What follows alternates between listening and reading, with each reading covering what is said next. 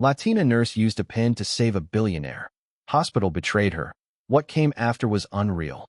Marisol Alvarez had 3 minutes left in her shift when the code blue rattled through the hospital's PA system like a gunshot. 3 minutes until she could clock out, rush home, and collapse beside her 4-year-old son, Mateo. 3 minutes until she could stop being a nurse and just be a mother. But as the sterile white hallway echoed with that urgent call, Marisol hesitated for only a breath. Her body was screaming for rest. Her mind was already racing through what Mateo would need for breakfast, whether the babysitter remembered to lock the door, and how she'd afford groceries this week. But her hands, the same hands that had held lives together with nothing but gauze and grit, were already reaching for her stethoscope. She didn't have the luxury of choosing between exhaustion and duty. Not tonight. 12 hours on her feet, 5 patients turned critical, and a stack of charting still undone. Her phone buzzed for the 16th time, another missed call from Jenna, the teenage daughter of her neighbor who was babysitting Mateo for the 3rd night in a row. Marisol didn't have family in Miami. Her husband, Luis, had died in a construction accident just months before Mateo was born. Since then, it had just been her, juggling daycare waitlists, loan bills, and double shifts with a smile that never reached her tired eyes. The overhead lights flickered as she paused near the nurse's station. Just a few steps away stood the staff lounge, clockout salvation. But from down the hall, a red light began flashing outside Trauma Room 2. Then, the intercom again. Code blue. Trauma 2. Immediate response required. Every instinct in her body screamed to keep walking, to hand off the badge and race home. But her heart, as always, overruled logic. Marisol spun on her heel and ran toward the trauma room, her sneakers slapping against the floor like a heartbeat. Inside, chaos. A male patient, unconscious, pale, and barely clinging to life, lay on the trauma table. Machines beeped erratically. 2 nurses tried to stabilize him while a young respiratory tech fumbled with a ventilator. But the real problem stood frozen at the head of the bed. Dr. Klein, the attending physician, eyes wide with panic. BP's crashing. We're losing him. Someone shouted. Marisol pushed through the door. Her eyes scanned the patient quickly, collapsed neck veins, distended chest, shallow breathing. Something was wrong. Very wrong. He's got no breath sounds on the left side, she called, snapping into focus. Tension pneumothorax, he's coding. Dr. Klein didn't move. No, it's a cardiac. He needs AP. No, he needs decompression or he's going to arrest, she barked. No time to argue. No time to wait. The crash cart was missing. Someone had rerouted it down the hall. There wasn't a decompression needle in reach. Her eyes flicked around, searching, then landed on the one thing she never wanted to use. A ballpoint pen. Hands shaking only slightly, Marisol yanked it from the clipboard by the door, twisted it open, and grabbed a scalpel from a tray. Alvarez, what are you doing? Dr. Klein yelled. Saving his life, she said, and with one practiced motion, punctured the man's chest, inserting the pen barrel. A hiss of air escaped. Then the monitor beeped back to life. The entire room went still. Even the air seemed to pause. The patient's vitals stabilized. His color returned.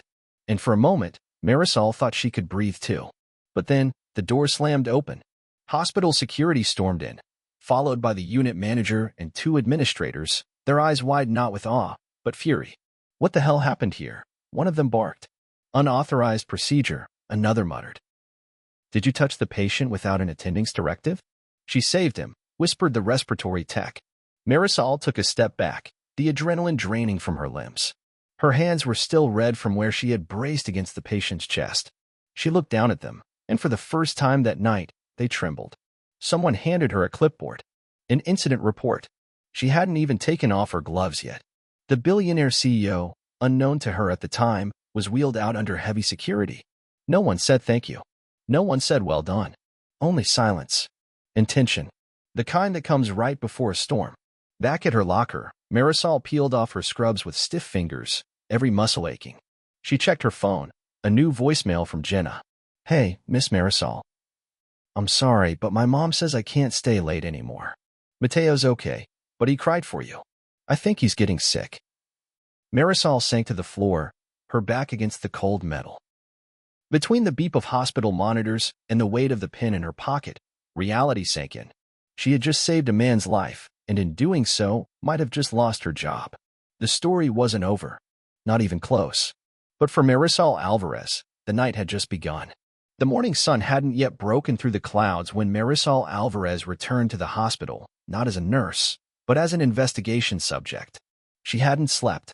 After getting Mateo to stop coughing long enough to sleep, she'd sat beside his bed until dawn, staring at the ceiling, the pin she'd used to save a billionaire's life still in her coat pocket.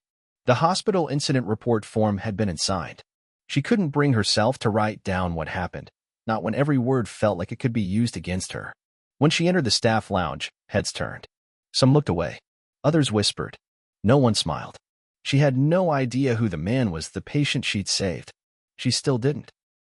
No name, no follow-up, no thanks. Just blank stares and administrative silence. But what she did know was that the hospital had sent an internal email at 4:32 a.m. with a single line. An emergency procedure was conducted without authorization. This matter is under review. That was it. No context. No acknowledgement that a man had flatlined and was now alive because of her. Just a warning. A shadow cast on her record.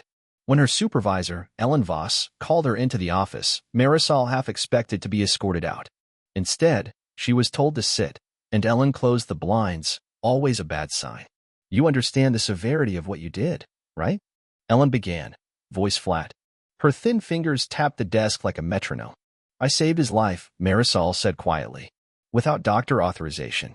Without a sterile instrument. Without documentation. That's not heroic, Marisol. That's reckless. He was dying. You could have killed him. Then we'd be dealing with a lawsuit instead of a hearing. Marisol bit her lip.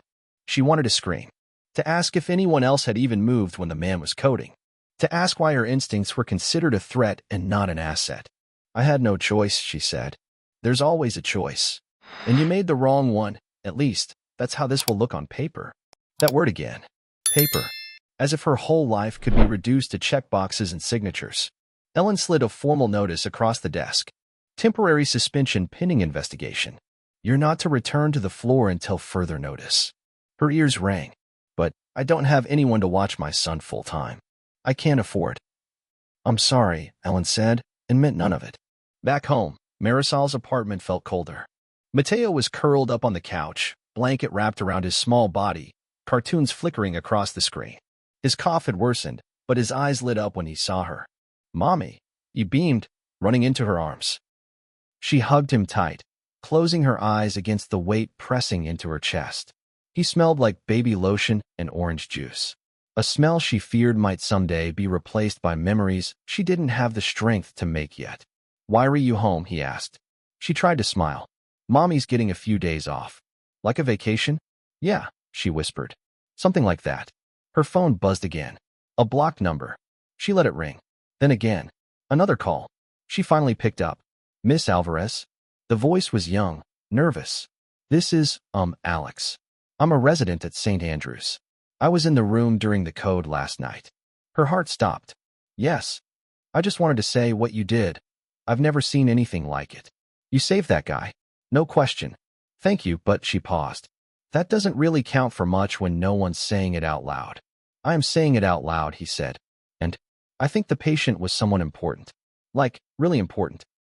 Security showed up and erased all the logs. His name was redacted on every chart. That made her sit down. I pulled the vitals footage from the trauma bay's monitor before they deleted it, Alex continued. I don't want you to get fired. I think you should have a copy. There was a beat of silence. Why are you helping me? She asked. Because you did the right thing, he said. And because no one else will. That night, she barely slept. Between watching over Mateo's fever and replaying the trauma room in her mind, Marisol's thoughts spiraled. If the patient was truly someone powerful, then this wasn't just about protocol. It was about image, liability, reputation. A nurse like her, from the wrong neighborhood, with no connections and too many missed clock-ins, was easy to pin as reckless, disposable. The next day, her phone buzzed again, this time a new message. From Alex. Check the news. Marisol opened her laptop. Her jaw dropped. A leaked security cam still frame. A woman in scrubs, mid-procedure, pen in hand, surrounded by a frozen team. The headline. Unknown nurse performs daring save on billionaire investor at Miami hospital. Her face wasn't fully visible, but people were talking. The story was spreading. The billionaire's name had leaked. Charles Langford, tech mogul, media giant, and rumored presidential donor. He had been in Miami under a pseudonym for a secret treatment. The hospital had kept it quiet, but now the footage told a different story. Comments flooded social media. That nurse is a hero. Why isn't anyone talking about her? She saved a life and got suspended? Hashtag justice for Marisol. She stared at the screen, stunned. Mateo wandered over, clutching his toy truck. Mommy, is that you on TV? Her eyes welled up. Yeah, baby. That's me. Another call came in. This time, not a blocked number. It was a representative from Langford's team. Miss Alvarez, the woman said, Mr. Langford would like to speak with you directly. And there are others who would like to meet you too. Others. The White House has taken interest. Marisol nearly dropped the phone. This wasn't just about a life saved anymore. This was about who she had saved and what that meant for her life moving forward. For the first time in days, she smiled. Not because the fight was over, but because the world had just begun to see what she was capable of. The television glowed in the darkened apartment, casting ghost-like shadows across the cracked linoleum floor. Marisol sat cross-legged on the rug, her back hunched with exhaustion, her eyes fixed on the muted news anchor behind glass. Billionaire tech investor Charles Langford in miraculous recovery after cardiac arrest. No comment from hospital. There it was again, no mention of her name. No acknowledgement of what she had done. Just that word, miraculous, as if the universe had stepped in, not her. Mateo stirred beside her, buried beneath a fleece blanket and a second-hand Batman plushie missing an eye. His tiny chest rose and fell in a soft rhythm, the only peace in the room. Around her, bills were strewn like landmines. Pink notices. Shut-off warnings. Final notices. She clicked the remote off. The silence that followed was heavier than noise. On the coffee table, her work badge sat beside a white envelope. She'd opened it 2 hours ago and hadn't moved since. Notice of immediate suspension. Pending investigation. No thanks. No warning. Just exile. Her phone buzzed again. Another HR email. She didn't open it. She didn't have to. The tone had been set the moment she walked into the hospital that morning and saw the stares, some curious, most condemning. She was no longer Nurse Alvarez. She was the nurse who broke protocol. The liability. The brown girl who got too bold. Earlier that morning, she'd stood in front of the employee elevator as conversations halted around her. Not a single coworker asked how she was. Not even the one she'd eaten lunch with just last week. They looked through her. Like glass. Like she wasn't there. She pressed the elevator button with a trembling hand and rode alone, her heart louder than the hum of the floor numbers ticking down. Now, sitting in the stillness of home, her mind wandered, farther back, to darker places. Flashbacks came in flickers, uninvited and brutal. She saw herself 5 years ago, pregnant, weeping on a hospital bench after the police officer took off his cap and told her there was nothing they could do. He was gone before the ambulance arrived. Luis, her husband. Her first love. A house painter with calloused hands and a laugh that filled rooms. Hit by a drunk driver on the freeway. She'd been 6 months pregnant. She remembered how it rained the day she buried him. How no one from the driver's side ever showed up. How she went into labor 3 weeks early, alone, holding her belly and whispering, "You're all I have now, Mateo. Just you." Nursing school came next, nights filled with flashcards and diaper changes. She'd rock Mateo to sleep with one arm and balance her anatomy textbook in the other. When she couldn't afford daycare, she bribed her teenage neighbor with leftover arroz con pollo. She pawned her engagement ring to pay for her stethoscope. Rode buses across 3 counties to make minimum wage clinicals. Failed 2 exams because Mateo had an ear infection and no insurance. No one saw any of it. And now, after years of sacrifice, after one act of courage, they wanted to take it all away. A knock startled her. Soft. Hesitant. Marisol peeled herself off the floor and opened the door to find her elderly neighbor, Dona Yara, holding a plate of warm tamales. "Eat, mi nina," she said, pushing past her gently and setting it on the counter. "You look like a ghost." "I'm fine," Marisol lied. Dona Yara narrowed her eyes. "They want you to believe you did wrong. But I watched that news. I saw that man. He was dead, and now he is not. Because of you." Marisol shook her head. "They don't care. They're burying it. Burying me. You forget who you are." Dona Yara lifted her chin. You come from women who made miracles with thread and vinegar, who crossed deserts to save their children. You didn't break protocol, you broke silence. The words struck deep, but deeper still was the ache in her bones. She didn't want to fight anymore. Not tonight. When Dona Yara left, Marisol tucked Mateo into bed and sat by the window. Outside, Miami blinked with life, music from a nearby club, sirens in the distance, kids laughing somewhere down the street. The world kept turning. It always did. Her phone buzzed again. A new message. It was from Gabriel, a nurse she trained during his first year. I don't care what anyone says. You're the reason I became a nurse who listens to instinct. If you need me, I'm here. Another ping. I showed my class your story today. You gave them hope. From a former instructor. She clutched the phone to her chest. Hope. It had been so long since she'd felt it. At dawn, she woke to the sound of Mateo coughing. He ran into her arms, cheeks flushed. She took his temperature, 102.4. Too high. No hospital. Not today. Not while suspended. She wrapped him in a blanket, crushed the last Tylenol tablet in applesauce, and rocked him in her arms, humming a lullaby her mother once sang. That's when the mail slot clicked. Another envelope. But this one had no return address. Inside was a single sheet. You are not alone. No signature. No sender. Just those 4 words. She looked out the window. On the sidewalk below, chalk letters had been drawn near the curb. We see you, Nurse Marisol. Her eyes filled. For the first time in weeks, the isolation cracked. Not wide open, but just enough for the light to leak in. She wasn't invisible. Not anymore. Marisol stood in front of the bathroom mirror in her best clothes, which wasn't saying much. A pale blue blouse that still smelled faintly of hand sanitizer, and a black skirt she'd pressed with a towel on the kitchen counter. Her nerves were wired. Her hands wouldn't stop trembling. Today was the hearing. The one where a room full of strangers in polished shoes would decide if she would ever touch another patient again. In the bedroom, Mateo was still asleep, bundled tight in a cocoon of Spider-Man sheets. His cough had lessened, but her worry hadn't. There was a rattling in his chest now. She needed to get him to a pediatrician, soon. But rent came first. Rent and this damn hearing. She'd just finished tucking the hospital letter into her purse when her phone buzzed. And buzzed again. Then again. Her notifications were on fire. Confused, she opened her messaging app. Dozens of unread texts. A few from Gabriel. One from her nursing instructor. Some from numbers she didn't even recognize. And then she saw the link. Nurse performs emergency procedure that saves billionaire's life. St. Andrews caught on camera. She tapped it, heart pounding. A grainy black and white surveillance video filled her screen. The trauma bay. The chaos. Her. They had security footage. The junior doctor, Alex, had leaked it. The clip showed everything. The panic, the failing vitals, the moment the attending physician froze.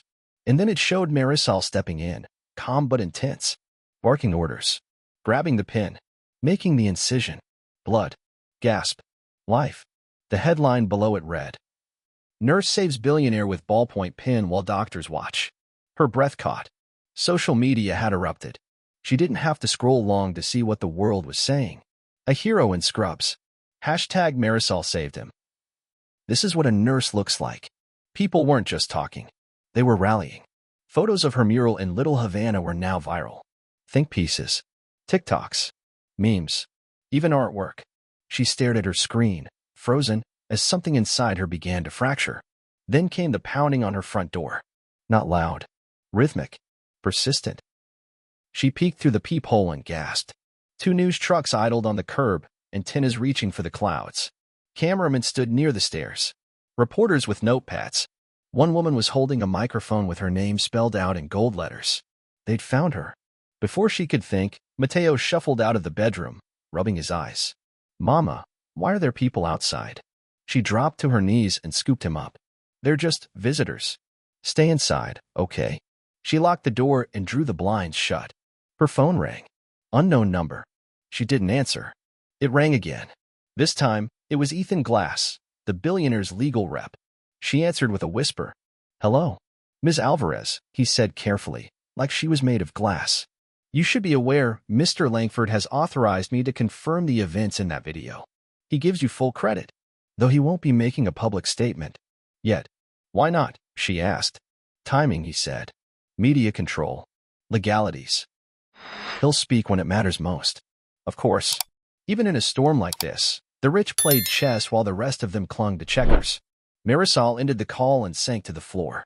An hour later, she stepped out of a cab and stared up at the hospital like it was a courthouse. The crowd outside surprised her. Dozens of people, strangers, colleagues, community members, all holding handmade signs. Let nurses lead. Protocol doesn't save lives, people do. We stand with Marisol. Her name echoed in chants, like a drumbeat. A protest. A prayer. She hesitated at the door. For so long, she'd walked these halls unseen. A shadow in the system. And now, suddenly, she was all they could see. Security let her through quickly. HR met her in the hallway with stiff smiles and tight clipboards. The hearing room was colder than she imagined. A long wooden table. 3 people on the board. The chief nursing officer. A legal rep, the hospital administrator. They didn't offer her water. They didn't ask how she was. They jumped straight to policy violations and procedural overreach. She listened in silence. When they asked for a statement, she stood slowly. I did what had to be done, she said. There was no time. He was dying. The attending froze. I didn't. A beat of silence. Then more questions. About training. About whether she had planned to act. As if life and death came with blueprints. They tried to downplay the video. It lacks medical context, one board member said. Marisol raised her eyes to meet his. It shows a man gasping for breath. And it shows me saving him. The tension thickened. The hearing ended with no decision. Just more words. Promises to review further. But as she stepped out of the room, her phone buzzed again. A text from an unknown number. White House Office of Public Engagement, urgent callback requested. She blinked. Then read it again. Then, the call came in. She answered. Is this Marisol Alvarez? A calm, composed voice asked. Yes. This is Janet Holcomb, Deputy Director of Public Engagement. The President would like to speak with you personally. We're arranging a call. Marisol leaned against the hospital wall, heart racing. Why? Because the country is watching. And because heroes deserve more than silence. That night, as the sun dipped behind the Miami skyline, Marisol sat at her kitchen table with Mateo in her lap. He giggled at a meme someone had made of her holding a pen like a sword. She wasn't laughing. Not quite. But the weight in her chest had shifted. She didn't ask for fame. She didn't ask to be a symbol. But she had become one. And now the world was listening. Marisol stared at the blank wall above her kitchen sink, the phone pressed tight to her ear. Mateo sat at the table drawing superheroes in crayon. His version of her war scrubs held a giant glowing pin and stood in front of a hospital on fire. He called it Nurse Mama Saves the World. The phone clicked. Then a new voice came on, so calm, so precise it didn't sound real. Ms. Alvarez, this is President Evelyn Hart. Silence. For a second, Marisol thought the world had stopped spinning. I've read your story, the president continued. Watched the video. Heard from Langford's team. I want you to know, your actions didn't just save a man's life. They reminded the country who really keeps it breathing. Marisol opened her mouth to speak, but nothing came. Her throat tightened. Her fingers shook. I'm inviting you to the White House, the president said gently. Not for politics. For recognition. For truth. For every nurse, every mother, every immigrant woman who's ever been overlooked. Marisol swallowed hard.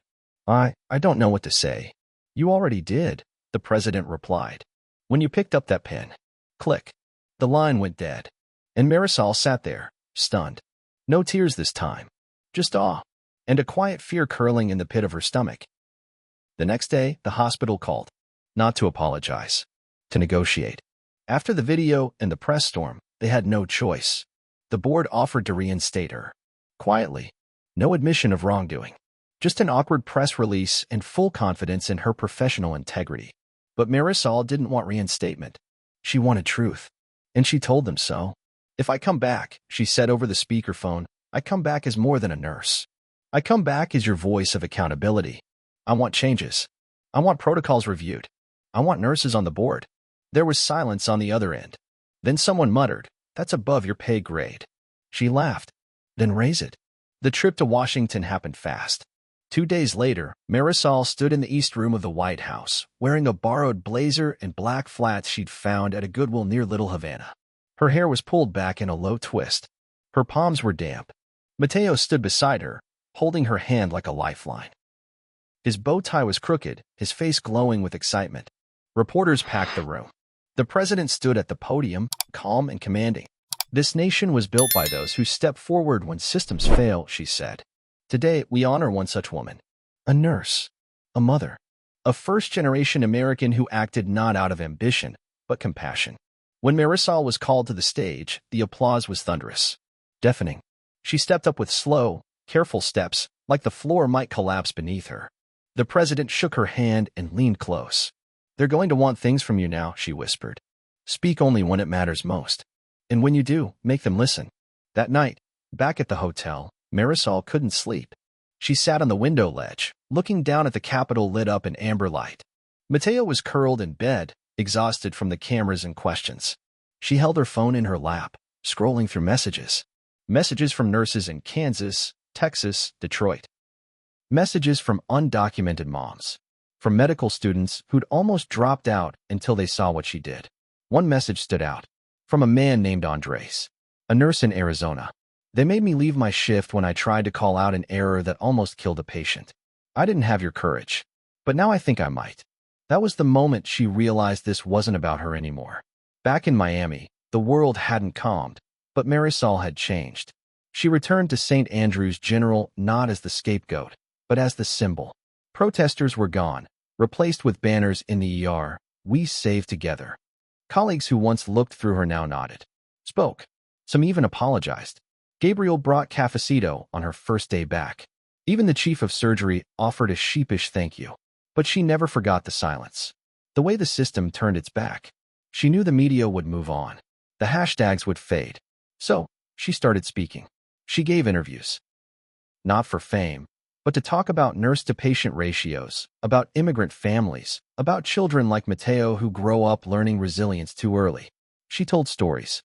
Her mother cleaning motels. Her father arrested in a raid. Her brother deported. She told America the truth it rarely wanted to hear, that heroes don't always wear lab coats or own patents. Sometimes they ride buses. Sometimes they bribe babysitters with leftovers. Sometimes they carry grief in their lunchboxes. And always they show up. Months passed. The hospital changed. Slowly, a review board was created with nurse representation. Marisol was offered a seat. She didn't take it immediately. Not until she could speak without trembling. One night, while walking home from a community forum, she passed a mural freshly painted on the side of a convenience store. Her face, mid-shout, mid-save. The words beside it. When they doubted her, she acted anyway. Mateo looked up at it and smiled. "Mama, that's you." She took his hand. "No, baby. That's us." Marisol still worried about rent. She still clipped coupons and heated up arroz con pollo at midnight. But she also stood before medical students as a guest speaker. She visited schools and hugged little girls who said, "I want to be you." The spotlight came and went, but her voice remained. She had saved a life with a pen. Now she was rewriting the story with her own. It started with a fire. Not the kind that sirens scream at or helicopters hover over. No, this one crept slowly, invisibly, through paperwork, budget cuts, and policy memos. A quiet arson of neglect. Marisol first noticed it when she passed room 303 during rounds and found it empty. Again, and again the next week. The pediatric asthma unit, gone. Transferred to another facility miles away, across town. She asked a colleague, "Where'd the kids go?" "They consolidated," he said flatly, not looking up. Cost cuts. Less beds, more efficiency. Marisol's chest tightened. She thought of Mateo, whose breathing turned rough when the Miami air thickened. Room 303 had saved him twice. That same night, her phone lit up with a message from Isabel, a community organizer she'd met during her White House aftermath. "Did you hear? The clinic in West Grove's closing next month. Medicaid defunded the mobile unit too. Families are panicking." Marisol didn't respond right away. She stared at the message for a long time, then opened another app one she rarely touched. Her White House contact had left a number. "If you ever see a fire you can't ignore, call me." She didn't call. Not yet. Instead, she showed up. The next morning, Marisol took a personal day, dropped Mateo at school, and headed to West Grove. The clinic was a one-story beige building squatting between a liquor store and a boarded-up laundromat. A sign hung loosely from rusted chains. "Community First Health." Inside, It smelled like bleach and borrowed time. Two nurses packed supplies into boxes. A doctor argued on the phone in the back room. A single mother sat in the corner with a toddler coughing into her chest. Marisol walked up to the desk and said only, "What do you need?" An hour later, she was triaging patients. She stayed until dusk, treating bronchitis, stitching a knife wound from a kitchen accident, and talking a frightened diabetic through insulin rationing. It felt like home. It felt like purpose. It felt like everything she'd fought for now slipping through her fingers again. The following week, she stood on the steps of City Hall, holding a microphone with her hair tied back and her voice sharp as ever. "Every time we build something that saves lives," she said, "they tear it down in the name of budget. But you can't balance a spreadsheet with a child's breath." Behind her stood nurses in scrubs, mothers with strollers, local leaders, even former patients. Mateo sat on a cooler, passing out bottled water. News cameras returned. But this time, Marisol didn't shy away. She used the name the world gave her, the pen nurse. "If a pen can save a billionaire," she said, "it should be enough to sign funding for the communities that raised us." The clip went viral again. This time, not for what she did, but for what she demanded. But with visibility came resistance. Hospital board members warned her to focus on internal duties. HR issued another review of her outside engagements. One anonymous email read, "You were lucky once. Don't push it." The pressure returned, quiet but suffocating. Gabriel, the nurse who once mocked her, now warned her. "They don't like nurses making noise," he said. "They like us tired, not talking." Marisol smiled. "I've been tired my whole life. Talking's new. I think I'll keep at it." Then came the breaking point. A 6-year-old girl was brought into the St. Andrew's ER late one Friday. Wheezing, blue lips, eyes wide with panic. Her mother was frantic. The clinic was closed. We had to take 2 buses. The girl's name was Rosa. Marisol dropped everything. She grabbed the nebulizer, prepped steroids, worked her hands like instruments. The girl pulled through, but barely. Later, alone in the supply closet, Marisol cried, not from fear, but from fury. She pulled out her phone and called the number she'd saved months ago. "This is Marisol Alvarez," she said. "It's time." The next month unfolded like a storm. Meetings with health policy advisors. A formal request submitted to the Department of Health and Human Services. Proposals to reinstate mobile clinics in vulnerable areas. A live interview on national television where Marisol said, "Healthcare is not a reward for wealth. It's a right. If I can save a billionaire with a pin, don't tell me we can't save children with a budget." She wasn't just speaking for herself anymore. She was becoming a voice, a presence, a movement, and people were listening. The hospital board summoned her again. But this time, she didn't walk in alone. Behind her stood 3 doctors, 4 nurses, and 2 legal advocates. All had signed her proposal, create a hospital community integration fund, using part of the facility's public-private revenue to directly support clinics, emergency transport, and mobile health access in neighborhoods like West Grove. "This is overreach," one board member said. "No," Marisol replied. "This is overdue." The board rejected the plan, at first. But public pressure didn't stop. Petitions, media coverage, op-eds from national newspapers. Even Langford's foundation pledged $5 million in matching funds. The board folded, and Marisol didn't take the win quietly. She stood in the hospital courtyard weeks later, microphone in hand, Mateo by her side. "This isn't the end," she said. "This is the beginning. The system doesn't change because we whisper. It changes because we roar." That night, she and Mateo celebrated with arroz con leche and old cartoons. He leaned on her shoulder, yawning. "You're a superhero, Mama." "No, baby," she whispered. "I'm just someone who said no one else should have to suffer quietly." Marisol didn't need the White House anymore. She had something better, a community on fire with hope. And this time, she wasn't running toward the flames alone. The room was packed, every chair filled, people standing along the walls, some sitting cross-legged on the floor. City Hall had never hosted a health symposium before, let alone one led by a nurse. But this wasn't just any nurse. This was Marisol Alvarez, the once overlooked single mother, the immigrant healthcare hero, now standing center stage as the keynote speaker at the first national conference on community-based healthcare reform. She wasn't wearing a suit. She didn't come with handlers or an entourage. She wore her blue scrubs, her ID badge, and her heart, just like always. And the story she told wasn't polished for politics. It was real. I was born in a one-bedroom apartment in Hialeah, she began. My mother cleaned hotel bathrooms. My father picked tomatoes until IC picked him up. I studied by flashlight. I pumped breast milk in stairwells. I saved a billionaire's life with a pin, and I almost lost my job for it. The audience leaned in, breathless. I'm not here because I'm special, she continued. I'm here because people like me are everywhere. Latina single mothers, immigrant nurses, underpaid caregivers. We are the spine of healthcare. We are the soul of the system. A pause. Then her voice deepened. And for too long, we've been invisible. The applause afterward was thunderous. But Marisol didn't stay to bask in it. She slipped out the back door, back into her city, her community, back into life. 3 months later, the Alvarez Healthcare Access Initiative was signed into law in Florida, named after her. It allocated state funds for mobile health clinics, free asthma treatment for children, and embedded nurse advocates in underserved hospitals. Marisol didn't care about the name on the bill. She cared about what it meant. Mateo no longer had to ride 2 buses for an inhaler. Rosa, the little girl she once saved in the ER, now saw a doctor 3 blocks from her home. The faces around her were changing, not because of charity, but because of courage. Her courage. She still worked at St. Andrews. Not full-time anymore. Now she split her time between shifts and outreach, training young nurses, speaking at public forums, helping shape healthcare policy from the inside out. The hospital had finally promoted her. Director of Community Clinical Partnerships. Her office was small, but the door was always open. The plaque on her desk didn't read Director. It read, Mama Marisol, a gift from her unit. One afternoon, while sorting paperwork, she got a letter.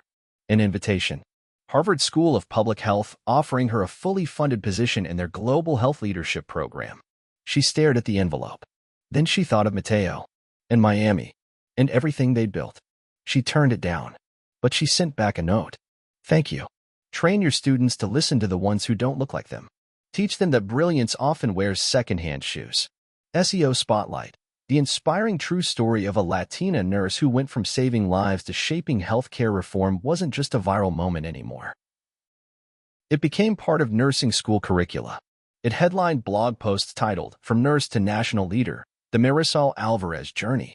Her tale trended again during Hispanic Heritage Month, under hashtags like #HealthcareHero, #LatinaPower, and #Pin of Change. Yet even amid the buzz, Marisol never stopped doing what she'd always done. Showing up. One night, she answered a knock on her apartment door.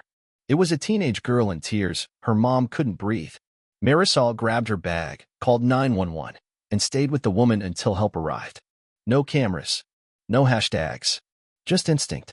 A year after the White House visit, Marisol returned, this time, not as a guest, but as an advisor on a new task force for national nurse retention and hospital safety reforms. As she stood again in the East Room, the president introduced her as the voice we should have heard a long time ago. But Marisol didn't speak like a politician. She spoke like a mother. I don't want statues or slogans, she said. I want a world where my son never sees a nurse cry in a break room from being understaffed. I want patients who speak Spanish, Creole, or no English at all to be heard, not overlooked. I want our healthcare heroes to be treated like more than machines. Back in Miami, her face was painted on a new mural near her old apartment in Hialeah. Underneath it read in bold lettering. She carried her son, her grief, and a whole system on her back, and still showed up. Every time Marisol walked by, she touched the edge of the painting. Not for vanity. For grounding.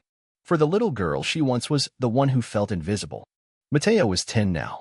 He still drew superheroes, but they looked more like her now. Scrubs instead of capes. A stethoscope, not a sword. Mama, he said one night, are you famous? Marisol smiled. I'm yours. That's enough. The world had changed. Not because Marisol Alvarez set out to change it, but because she refused to let it change her. She didn't wait for permission. She didn't flinch when challenged. She wrote her legacy with a pen, one signature, one patient, one truth at a time. In a time when nurses are overworked, immigrant women underrepresented, and healthcare systems stretched to their limits, Marisol Alvarez's journey reminds us that one person, armed with grit, compassion, and purpose, can create systemic change. Her story isn't just inspirational, it's essential. It's a call to see the unseen, to value every caregiver, and to recognize that sometimes, the ones least acknowledged are the ones holding the world together. This is more than an inspiring nurse story. It's a movement. It's a legacy. It's Marisol